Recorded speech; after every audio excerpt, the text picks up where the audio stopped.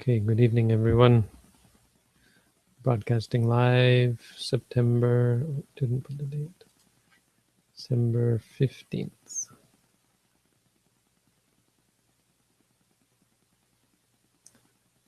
Tonight's quote is another one from the Kakachupama Sutta. Although the source here says it's from the Rahulawada Sutta, Maharahulawada Sutta, Min 62. It also is in MN 21, I think.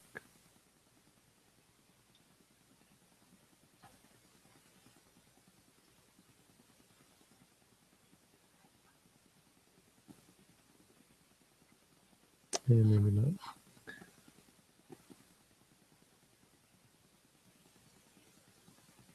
Robin, would you read us the quote, please? Yes. Develop the meditation that is like water, for in so doing, pleasant and unpleasant sensory impressions that have arisen and taken hold of the mind will not persist. Just as people wash away feces and urine, spittle, pus, and blood, and yet the water is not troubled, worried, or disgusted, even so, develop the meditation that is like water.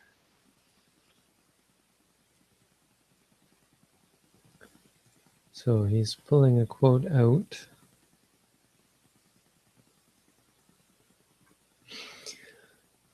Develop the meditation that is like water. But the sutta actually says, among other things, that I think we looked at this sutta as well.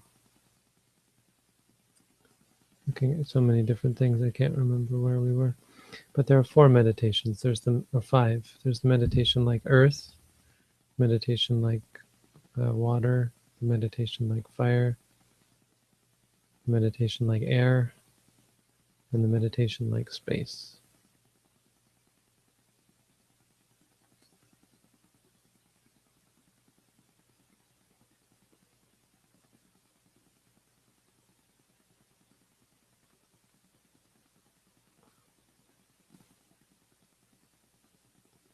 We must have looked at this sutta recently, because it's very fresh in my mind. I think I've been over these before recently.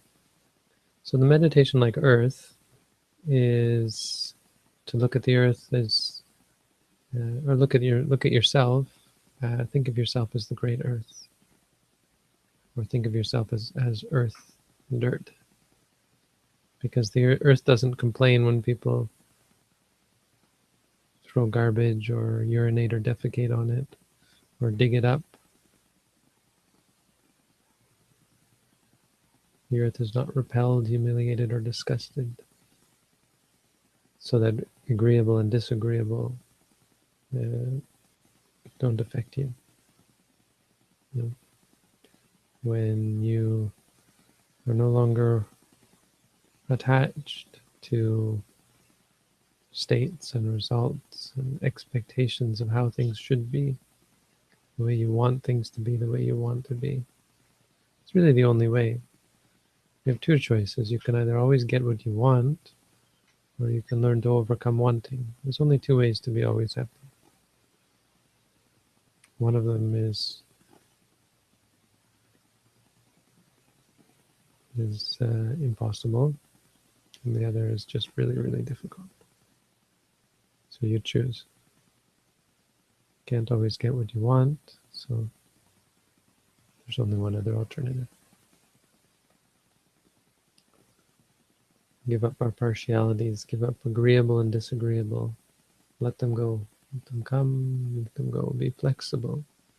Be happy, at peace, no matter what comes. It's very difficult, but not impossible. So like the earth is the water is the quote that we have here. Fire is the same, because people burn stuff. They'll throw plastic, or they'll throw cow dung, or they'll throw whatever into the fire. The fire doesn't complain. The fire burns it all up just the same.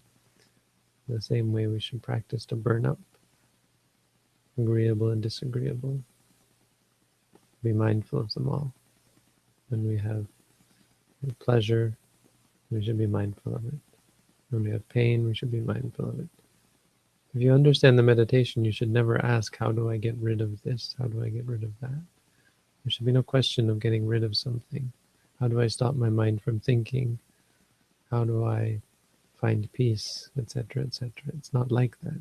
Meditation is about clear, objective observation, not about partiality, not about expectations, not about concern for how things are or how things aren't, what you have or what is missing.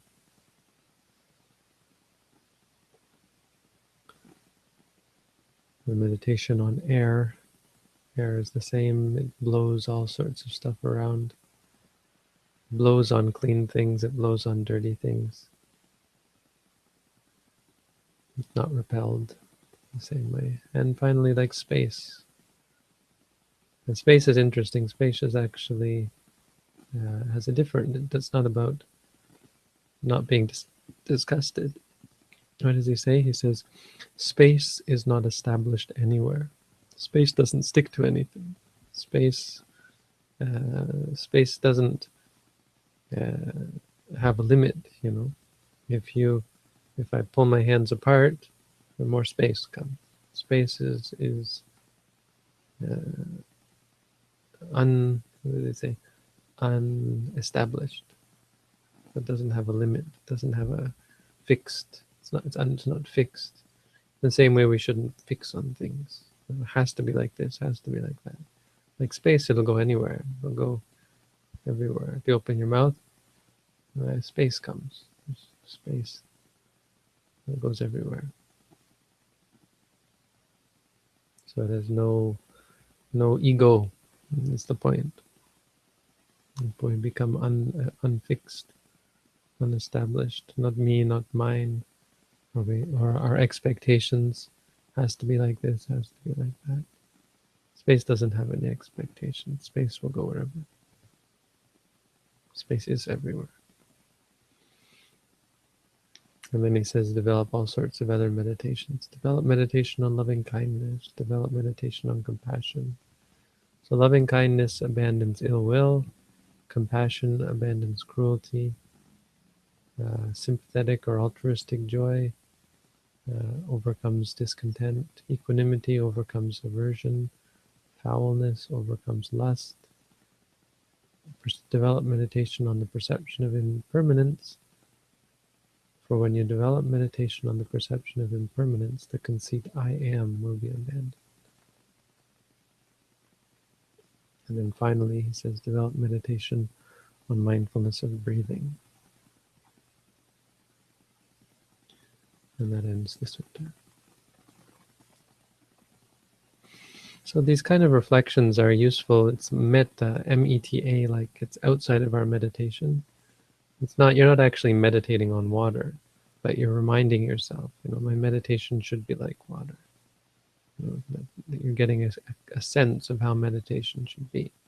Meditation should be objective, not partial to this or that, not disgusted and not repelled, but also not attracted or enticed, addicted. Meditation should be like a judge trying to find the truth. So that's our quote today. Something to show y'all. See how far back I can go. Someone said this. Very nice. It's beautiful. That's going to go downstairs somewhere. Thank you, whoever sent that. Blessings to you. Now, when I said wall hangings, I was thinking more inspirational words, but I suppose that's something that has to be made. Anyway, it'd be nice to have this. We'll find a place to put it. You don't need Buddhas hanging on your wall, but in a monastery, it's nice to make it look more like a monastery, less like a house. Maybe we could put it in one of the windows and just have everyone see it. Got that big Buddha from the Laotian monk. That was pretty nice. Very thoughtful of him. He got it at a garden store. People buy these Buddha images and put them in their gardens. And in the store, they're kept on the floor, which is a real no-no. Buddhists were getting kind of upset about all that. Some in the area were telling me, they just store the Buddhas on the floor. They probably have no idea. Most likely have no idea. Okay, so what else? Tomorrow we're having our first on-campus meditation session. See how that goes. Going to be teaching meditation on the lawn, one of the lawns, big grassy areas in the middle of the university, right where all the people are walking by. We'll see how that goes. Maybe it's a mistake. We'll see. Not sure if anyone's actually going to show up.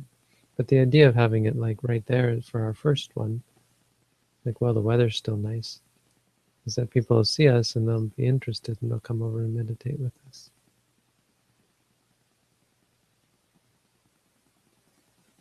Maybe people will be too afraid to meditate where people can see them.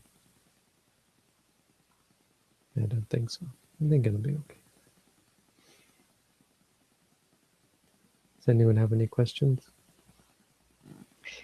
We had a question yesterday that we didn't get to, and then I think also another one from one of our European viewers who can't quite make this time.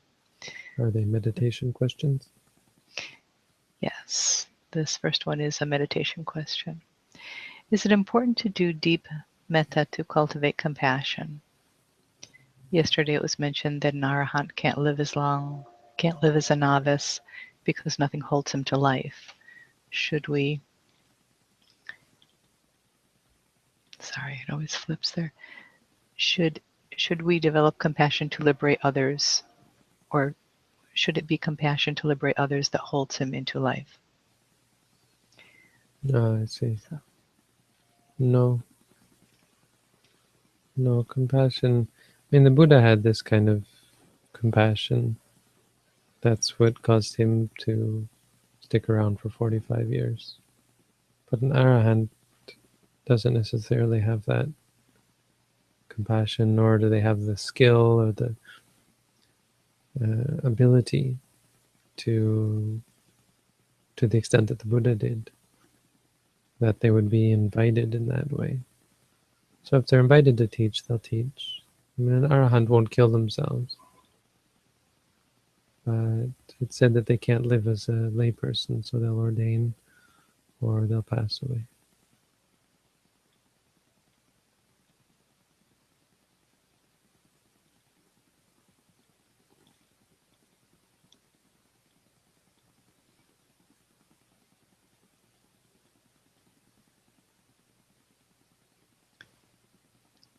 This one isn't a meditation question, but it's a monastic question. What's the rationale behind the monk ordination requiring the parents' consent? I don't know that there's so much rationale. The Buddha gave it as a concession to his father, who was upset when the Buddha ordained Rahula. And so the king asked the Buddha to require parental permission, because otherwise the parents would feel very sad. And so the Buddha, this is the story, the legend or the story. So the Buddha gave that allowance to his father. So you can take it with a grain of salt. I think there are certain instances where they just decide to ignore it. If Sariputta is said to have ignored it once. He said, whatever, his parents are wrong view, just ordain him. I'll be his father. Sariputta was the uncle of Revata.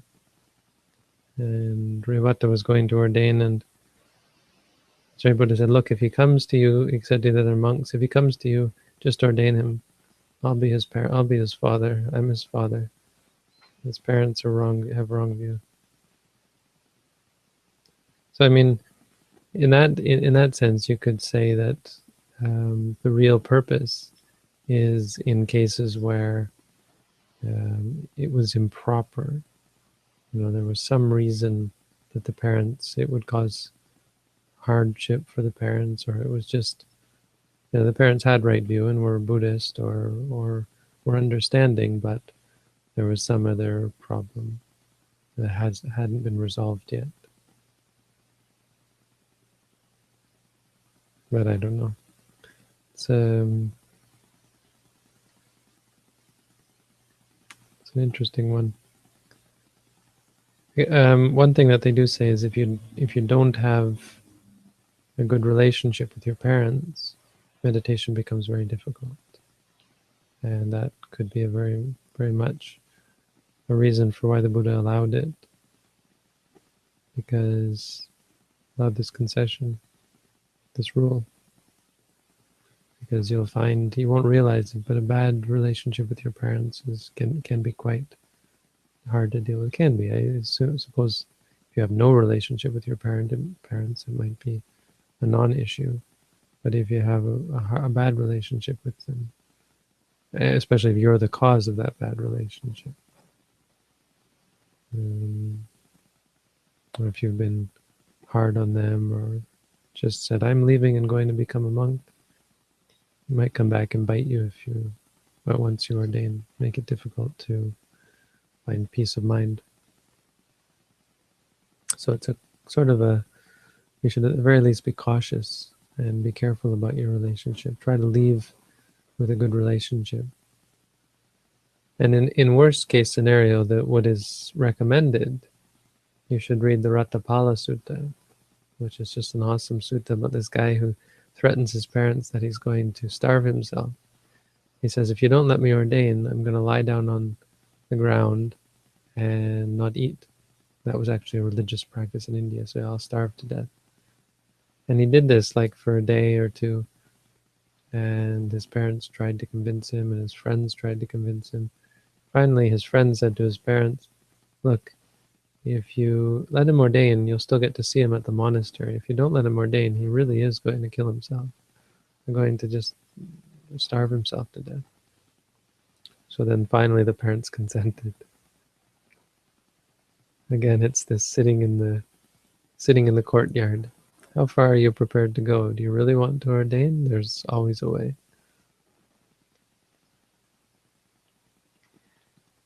Are mudras useful at all?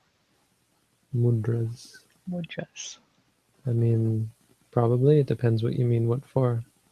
We don't use them in our tradition. But I'm sure people find them useful when they have certain goals that mudras are useful for, but not our tradition. Yeah, it really doesn't say much about posture at all in your booklet. So, just to clarify, like the hands, just leave them however they're comfortable. One hand, the booklet doesn't say put one hand on top of the other? It might, but it's not very specific other than, Well, it shouldn't. I mean, the point isn't posture. The Buddha said, however the body, yata yata, panitang, the word panitang, however the body is set, whatever posture the body is in, even if it's not standing, walking, sitting, lying down. You're crouching, you can do squatting meditation. Yeah, I just want to, just get your clarification on that, because in other types it is so important. You're very particular about how you sit and how your hands are and so forth. In samatha, it can be useful to have a strong posture and that kind of thing. Yeah. But not so much vipassana. Bhante, how do you go about alms round on campus? I don't. I mean,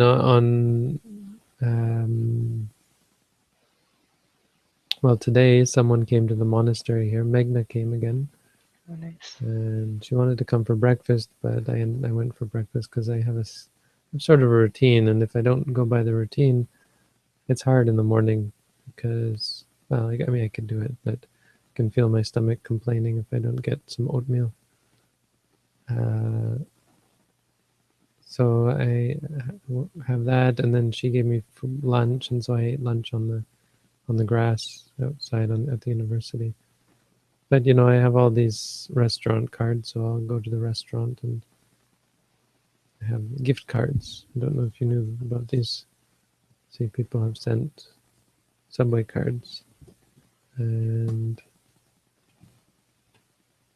here's the card. I won't show the amount, but see, it's a little card. And I take that in and they swipe it and give me food. So people have sent these. So it's kind of, it's not an alms round. Eventually, I think there's a potential. If I get to know people in the area and they say they'd like to support me, then I can walk to their house or take a bus to their house or something. But for now, I don't think there are any people eager to offer alms. It's interesting. Someone sent me an email recently. The Ajahn Chah tradition, they they like to go walking. They Ajahn Chah, I think, told them to go walking. So they do alms round knowing that no one's going to give to them, or they did. And I'm not so keen on that. No, I understand it, and I don't think it's contrary to to Buddhism, but it seems to me that it was more because they knew that there would be, that people were, people understood the alms round. I think it has to work the other way. Or I personally would prefer it work the other way, that you go because you have a sense that there are people who understand it. And if you don't know that there are people who understand it and who are there to offer, otherwise it seems like gratuitous advertising. You know what I mean? Like self-promotion in a sense. I'm not really criticizing them, and I think it's fine the way they're doing it, but I prefer to not do it that way. I'm trying not, I don't mean to be critical, you know, to each their own, that's their idea, but my decision would be, I think, I've thought about it, and I think it would be better that way from my point of view. Wait until there are people, because it does work, you know, people ask, you know, how do you do? Well, you know, normally we go on alms round, but there's really no one here. And they say, oh, so would you come to my house? Yeah, sure, if you want to offer. You know, that's how it might someday happen. And then when you're going to their house, then people learn about it. But you have kind of an excuse, so it doesn't look like you're just walking so that people notice.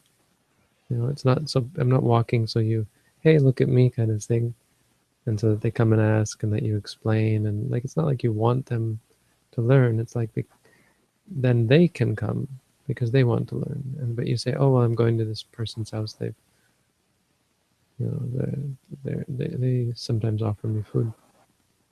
Then they can say, oh wow, I'd like to. I mean, it's not going to happen, but you know, over time, in the beginning, people get interested in what you do and teaching meditation, and so they come and learn meditation. And once they learn meditation, I mean, it's considering it's free, and you know, it's such a useful thing.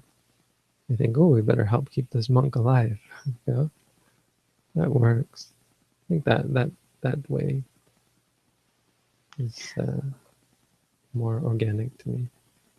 Bhante, are there other Buddhist monks on campus besides yourself and Venerable Dhammo? No, not that I know of. I don't think so. I mean, it is a very rare thing. I still get lots of looks, and lately people have been coming up to me. This weird. I got off the bus near the house here, and this woman walks up to me, and it was really bizarre. I have the most bizarre conversations with people. You ever have that where people just walk up to you and it's apropos of nothing, or like non sequitur? I don't know what the word is. Like it's just no context. She starts talking about how she's really getting into living her life more creatively. I think she was trying to find general words to relate what her spirituality with my, you know, to talk about spirituality in such general terms that it would be applicable to me without having to ask about my specific practice, because it sounded like she was just appreciating the fact that I was spiritual, but it was more about this creative force, which, you know, if she had ever actually asked me what I do, I would have to say, well, you know, creative force is not really our thing.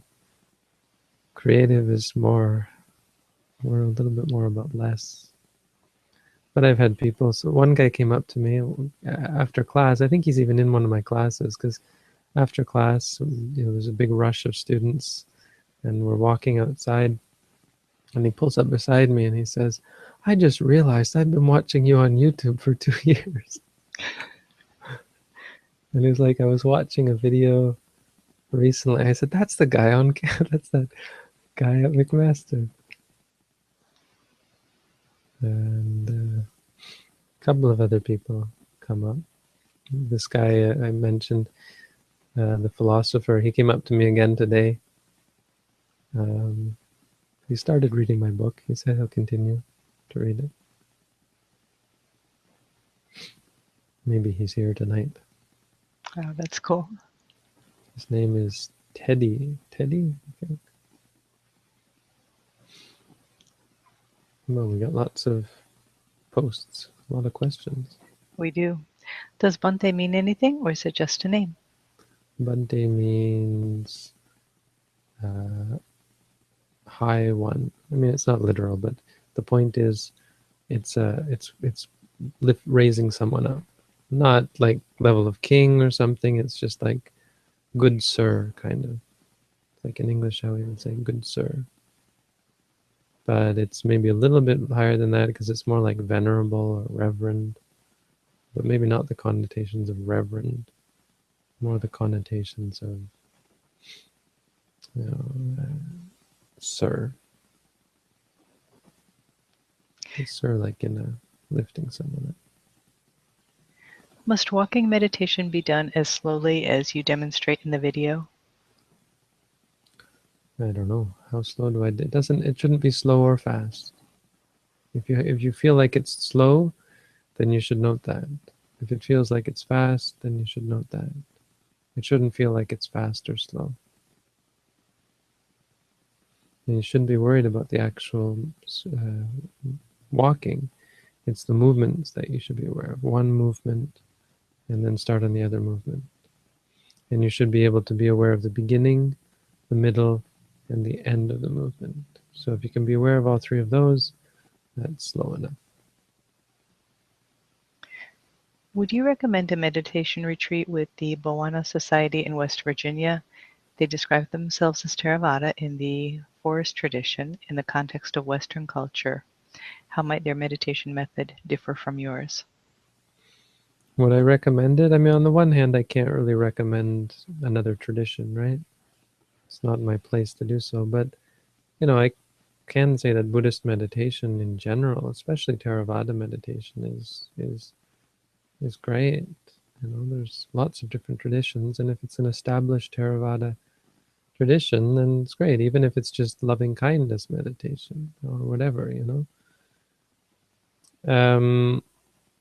I think the Bhavana Society is a little bit critical of the Mahasi Sayadaw tradition. I'm not sure, but it seems to me they're pretty clear about you should practice the jhanas. Bhante Gunaratana is the head leader there.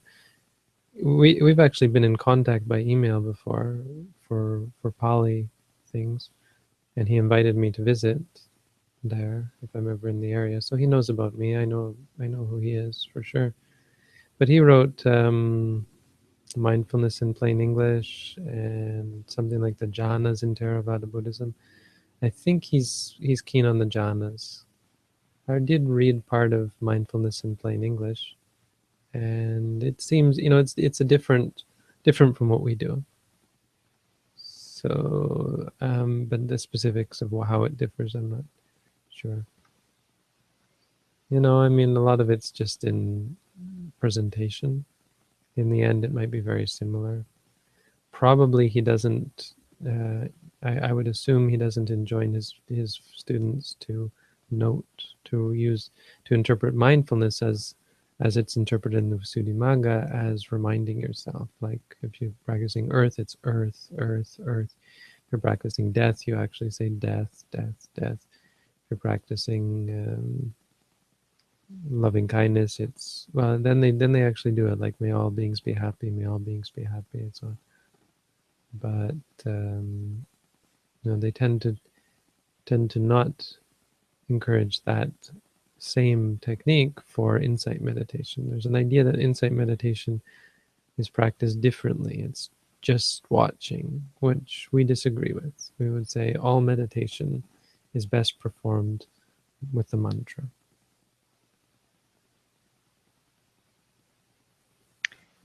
Bante, how should one face quitting from a PhD that is affecting mental health, but one is concerned about not getting a job?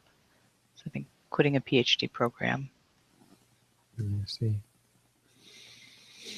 Well, you have to ask what's more important, wealth or health? And what's more important, physical health or mental health? You know? You can be a beggar on the street, but if your mental health is good, you can get by. If your mental health is not good, you can live in a mansion. And how many PhDs are there out there who are egotistical and not bad people necessarily, but ordinary people with no special qualities. And there are PhDs who have special qualities, I suppose. Well, for sure. But I would argue that probably the PhD is not affecting your mental health. It's your own kilesa that will affect your mental health. If you practice meditation while you're in the PhD program, it should become a lot easier. Try to up your meditation game, read my booklet, How to Meditate, if you're like this tradition, and try to practice while you study. I find school is really easy. I have a lot of things going on now, so I'm not sure that everything's fitting. There's enough holes for everything, enough slots to fit everything in. But as far as school goes, I've just Latin is it's supposed to be difficult. There's other smart people in the class, but it's really, as a meditator, school becomes so much easier. I'm just able to pick up what disco, discere, didiki, disco.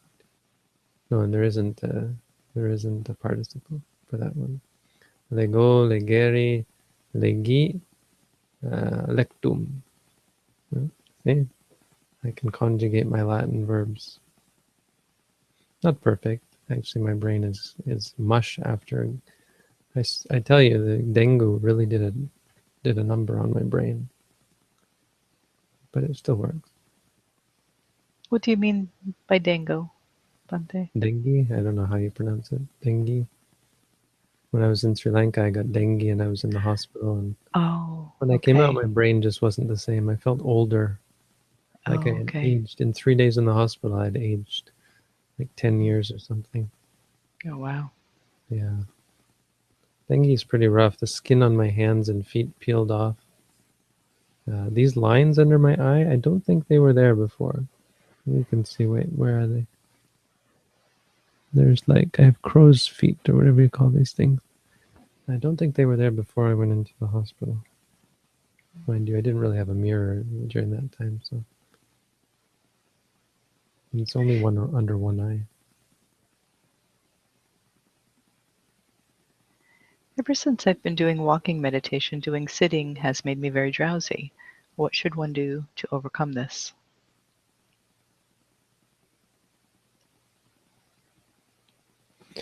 Well, you may not have enough energy to do so much walking. But usually drowsiness and sitting is a sign of imbalance, which is common if you're not doing intensive meditation. Intensive meaning consecutive meditation after meditation, like 8 hours a day kind of thing. And instead are going to work and are thinking a lot, or physically active. So it's not something to be that worried about.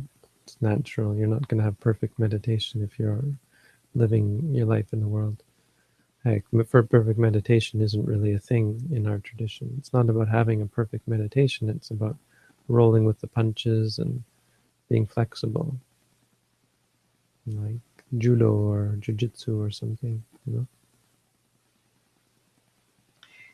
Do you have any tips on how to be more mindful while doing a physically fast-paced job? You can acknowledge generally. You don't have to acknowledge very specific. I did tree planting for one summer I was living in a monastery during my school year, and then when the school year ended, I moved back to my parents, I think, and then went tree planting. I got a horrible company. Some of the companies that do tree planting are really not very moral, but it was okay. We were planting in swamps and so on, and way up in Hearst, Ontario, which the mosquitoes come out in black clouds, like literally hundreds of mosquitoes swarming you.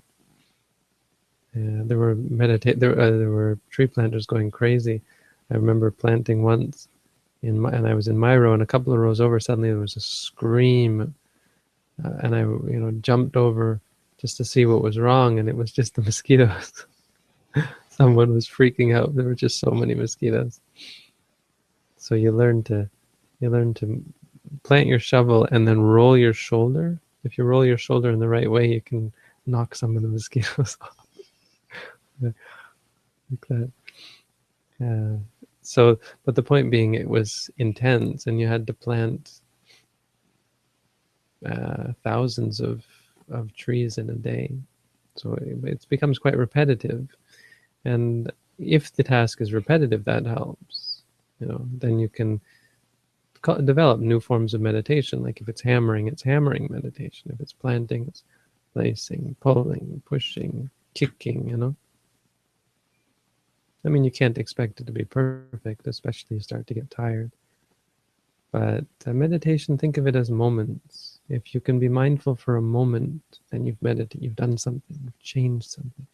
You've planted a seed which can evolve, grow into a habit. And it's the habits that we're trying to grow. So you start analyzing, examining your life, and cultivating mindful habits. It had to be challenging with the first precept there with all those mosquitoes. No, well, it was one night. I was in a little tent up in the woods, and I got up in the middle of the night to urinate. So I unzipped the tent, got out, went to do my thing, came back and realized I'd left the zipper open, and my tent was full of mosquitoes. Actually, I cheated. I had almost a full body screen, and so I wouldn't even wear a shirt. I wasn't a monk, of course, back then.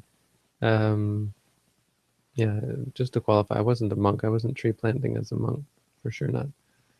You had to eat 3 meals a day, big meals a day, just to do this kind of work. But yeah, I had a full body mosquito net, and then I wore gloves. No, not gloves. You don't need them on your hand. And so it was quite easy, actually. But one day I forgot this mosquito thing, and that's when I learned this rolling your shoulder. Funny. So yeah, that night, so I had to zip up the zipper, and then this little cup, and I had to catch the mosquitoes one by one and put them out while they're buzzing around trying to get me. That was a fun night. I extended walking meditation from 30 minutes to 60 minutes today, but I found I became very distracted in the last 20 minutes. Should I shorten the time, or is it okay to be distracted in this way, provided at some point you realize what is happening? Well, that would be the time when you'd switch to sitting. Definitely you can do that. That's considered proper. Once you start to get distracted, you could try to deal with it. The Buddha encouraged that, not changing your posture until you've dealt with something. But walking meditation generally encourages distraction. So you might want to instead switch to sitting.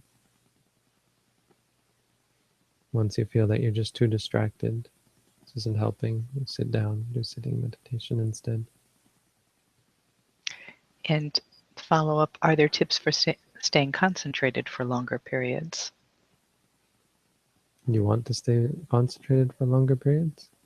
Well, if he bumped up the walking from 30 to 60, I'm guessing he's also bumping up the sitting from 30 to 60 maybe. But he wants to stay concentrated for longer periods. Well, he didn't say he wanted to. He just said, are there tips for staying I know. concentrated? I said, I'm asking, do you want to stay concentrated for longer periods? Maybe the problem is not where you think the problem is. Sounds like expectation.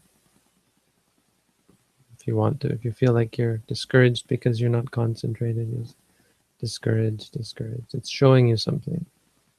It's showing you non-self. What is a common objection to the Mahasi Sayadaw method by other schools? I know. Why are you asking me that? I'm not allowed to answer that.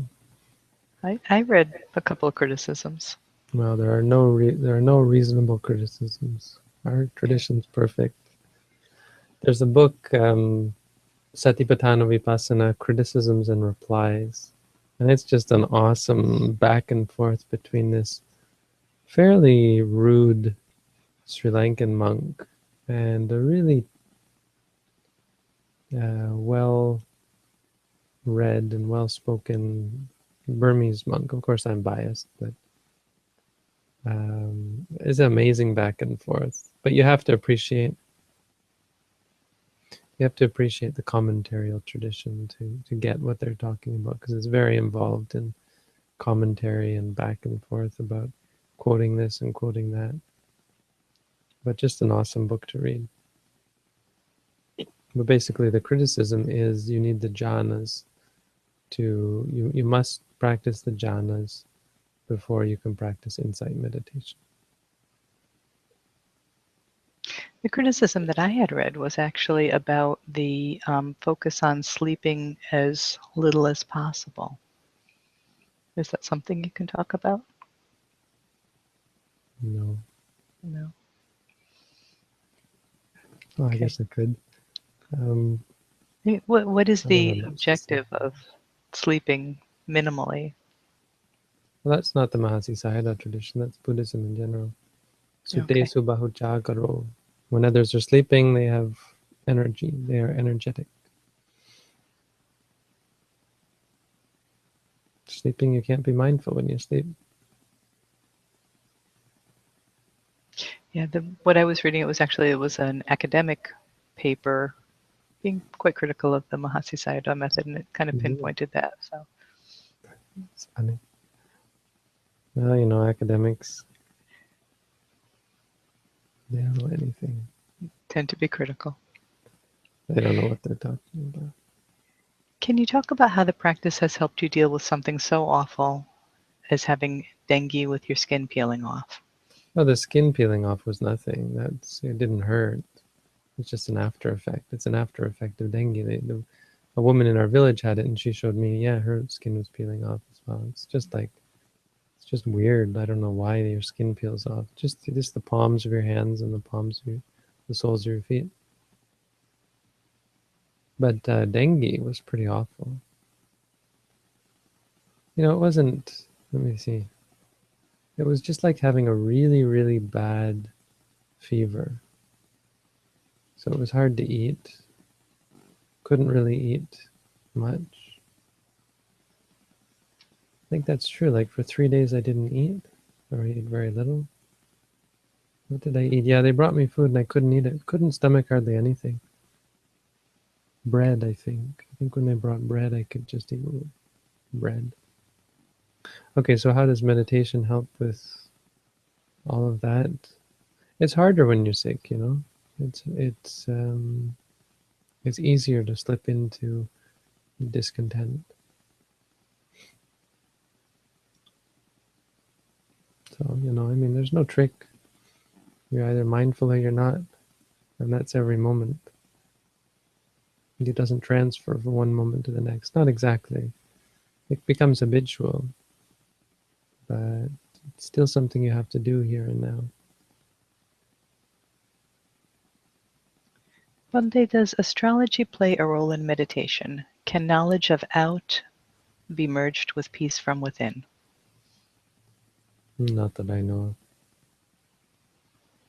I mean, you could argue that it's functionally useful to know your horoscope if those things actually do play a part in our fate, but it's just functional. It's like reading a weather report. You could say, Is reading a weather report useful for meditation? Well, yes, because then you know whether you can do walking meditation outside today.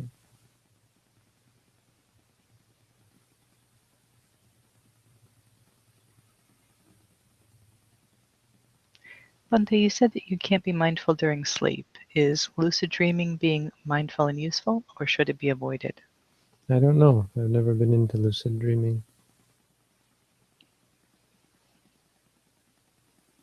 I doubt it. I doubt you're truly mindful. But could happen. Because lucid dreaming would be not sleep. It would be an astral, something like astral travel, an out of body experience, that kind of thing. So it is a question whether during astral travel can you be mindful. I think in general, I don't know. Too speculative. Not interested. Sorry. So definitely not a goal of anything of a meditative lifestyle to try to be aware that you're dreaming when you're dreaming. Not my goal.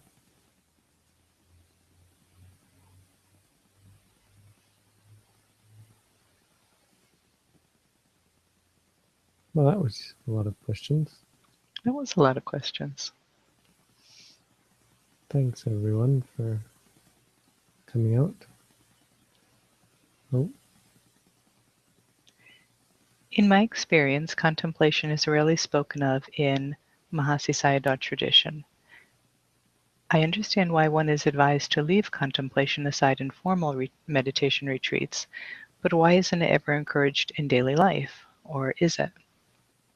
well, the Mahasi Sayadaw tradition is a meditation tradition. It's not a daily life tradition. It doesn't address daily life. The tradition is specifically about the meditation. So, as insofar as it talks about daily life, it talks about those activities that are conducive for progress in the meditation, which is just meditation. There's no trick. There are lots of tricks, but in the end, they're not a substitute. The only way to get better at meditating is meant to meditate, and it's different from contemplating.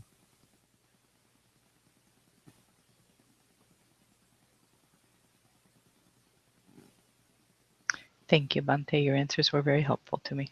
That was from Joshua. We have an exchange student from Italy at McMaster who emailed me. Don't know how she got my email. Maybe she's on our Buddhism Association list. I'm not quite sure. But she emailed me and she wants to learn how to meditate. Awesome. Yeah.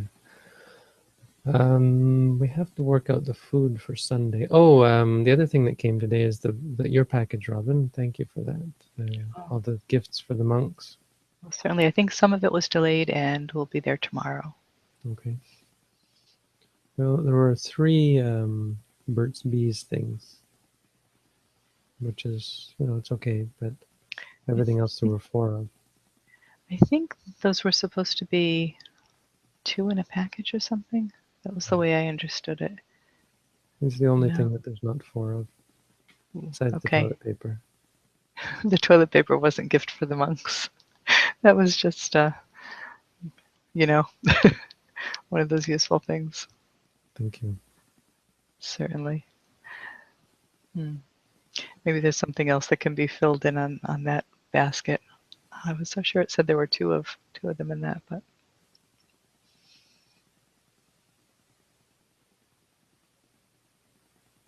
We had a meeting tonight.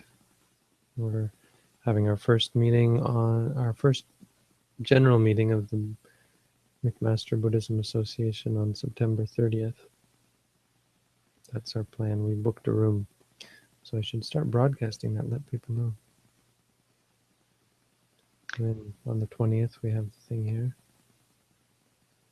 are you going to, did you say we're going to broadcast the meeting or Not broadcast, just let people here know. just communicate that there's a meeting? Anyway, let's say goodnight and see you all tomorrow.